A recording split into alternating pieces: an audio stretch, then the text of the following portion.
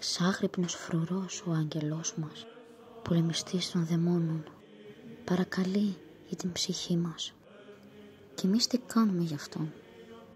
Μόνο να τον διώχνουμε ξέρουμε, με τις αμαρτίες μας, να τον ντροπιάζουμε. Και μην μπορώντας το θέμα αυτό, να σκύβει το κεφάλι και να φεύγει, να λυπάται, να στεναχωριέται, να προσεύχεται για εμάς τους αμαρτωλούς, για εμάς τους εγωιστές, για εμάς που δεν πιστεύουμε, για εμάς που δεν κλαίμε, για εμάς που δεν μετανοούμε. Και αυτός να παραμένει εκεί, να τον φωνάξουμε για βοήθεια, να τρέξει, να πετάξει στα φτερά του μέσα να μας βάλει. Αυτό θέλει.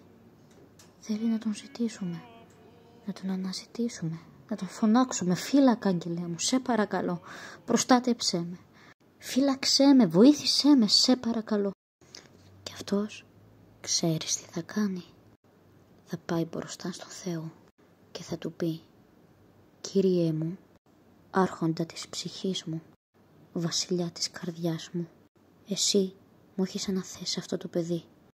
Βοήθησέ με να εκπληρώσω το σκοπό του.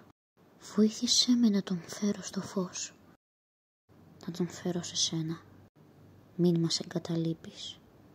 Σπλαχνίσου αυτόν τον άνθρωπο και επέτρεψέ μου με την εντολή σου να παρεύω και να τον σώσω.